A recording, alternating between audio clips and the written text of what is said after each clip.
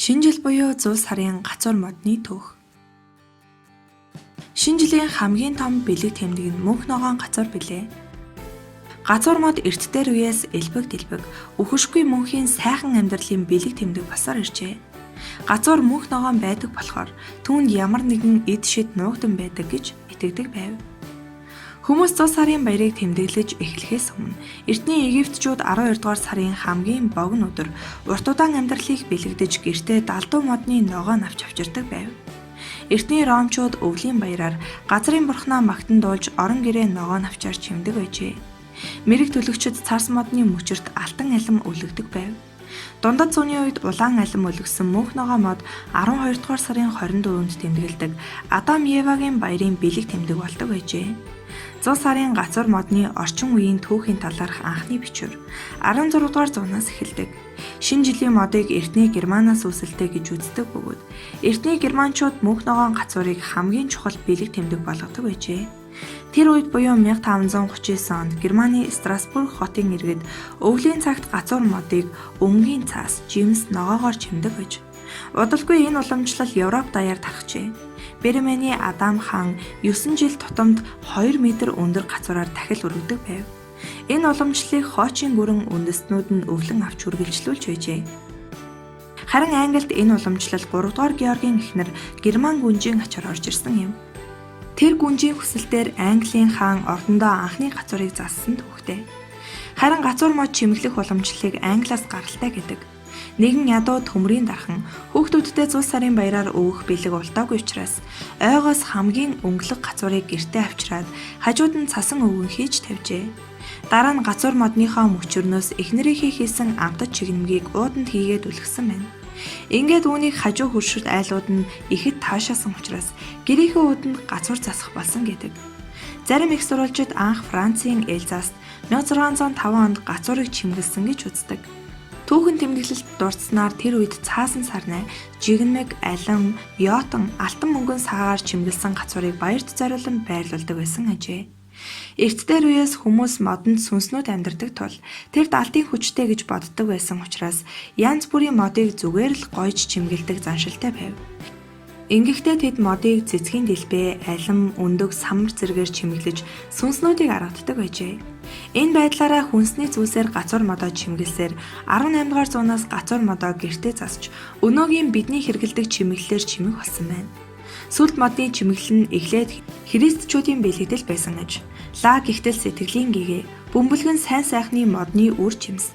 Хүнсний ногоо жимс нь өсж үрчхийн амтан хүмүүс нь бурханд сайн сайхныг хүсэх гялтгансан Эфлемийн од нь модны оройг чимж Христийн байгаа газар болох одон гарагийг төсөлдөг байжээ.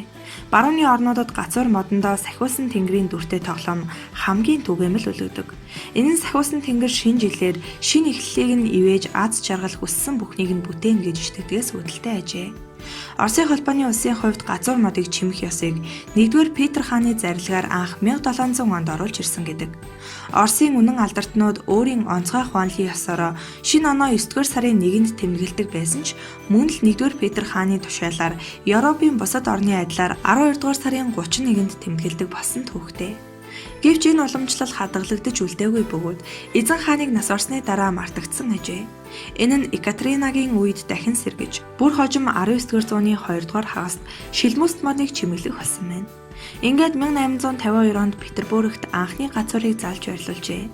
1917 онд Оросын Октябрийн хувьсгал ялж зөвлөлт засаг тогтсны дараа гацуур модыг чимэх уламжлалыг хуучны Бадрангуй ёс гэд хаасан төдийгүй 100 сарын баярыг тэмдэглэхийг хорьсон юм. Нэгэнд 100 сарын баярыг хоригдсан болохоор олон түмний уур бухимдлыг намжих зорилгоор шинэ баяр гаргаж ирэх шаардлага зүй ёсоор урган гарчээ.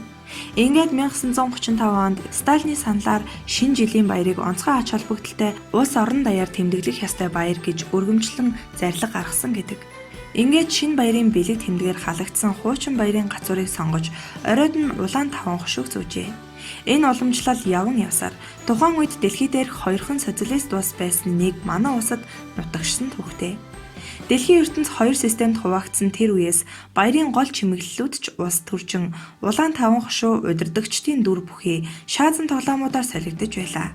Зарим их сурвалжид дурдсанаар социалист Монгол улсад албан ёсоор анхны шинэ жилийн ёолг буюу газар модыг 1947 онд зассан түүхтэй. Улаан таван хошуутай газар модтой шинэ жилийн баярыг монголчууд 1947 оноос албан ёсоор тэмдэглэж, ориглон дарс мандарин салааттай зөвлөлт маягаар тэмдэглэж байжээ.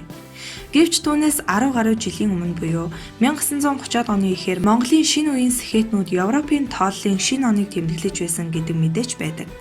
Тухайлбал их зохиолч Нацагт орж Гэргийг Ненагийнхаа хамтаар Судар бичгийн хүрээлэнгийн хэсэг нутгийн хамт 1931 оны шинэ жилийг тэмдэглэсэн гэдэг.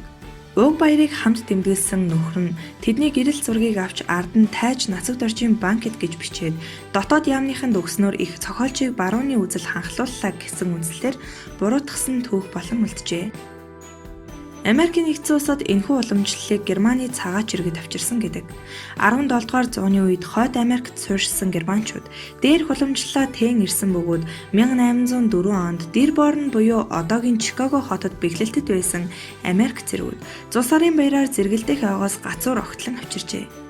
Гэхдээ хатан хаан Виктория уг уламжлалыг дэлгэрүүлэх хүртэл Америкчуудын дунд өргөн тархаагүй байжээ. 1846 онд Виктория болон түүний герман нөхөр хунтайж Альберт нар Зус арын гацуур модыг засжээ. Тэд модоо тоглоом, чихэр, попкорн болон бялуугаар чимгэлсэн байна. Гацуур модонд улам орж Америкийн өнцөг болон бүт дэлгэрэх боллоо. Уильямсбург, Виржиний хотуудад 1842 онд мод чимэглэх эд зүйлс худалдаач эхэлсэн бол 1851 онд Марк Кар гэгч цагаан ир Нью-Йоркийн гудамжинд 2 тэрэг дүүрэн гацуур мод авчирч наймаас нь Америкийн нэгдсэн улсын түүхэнд анх удаа гацуур мод худалдсан явдал юм. Үнэн дээр гацуурыг эхлээд зөвхөн чинэлэг айлгууд л тавьдаг байж.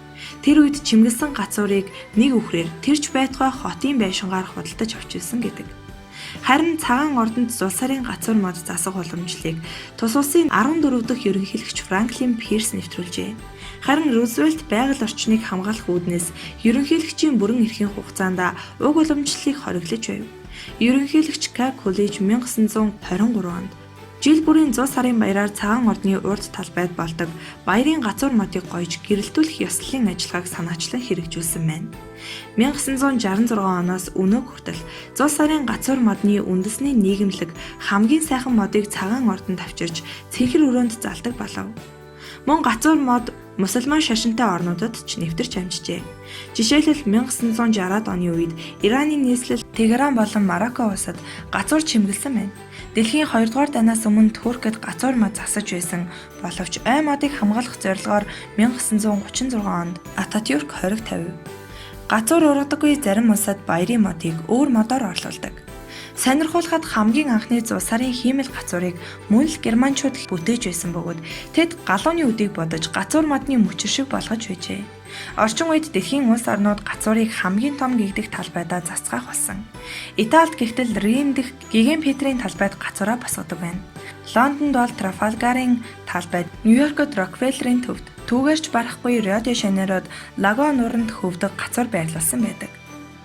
Дэлхийн анхны хамгийн өндөр гацуурыг 2009 онд Мехикогийн төв өргөн чөлөөнд босгосон бол Арабын бүгд найрамдах Эмиратад 2010 онд 12 сая долларын үн бүхий цэвэр алтан бөмбөлгөөр гацуураа чимсэн байна. Гацуурын төвөгч үүгээр дуусахгүй. Цаашид ч ямар нэгэн юр бусын зүйлээр алмааруулсаар байх нь гарцаагүй.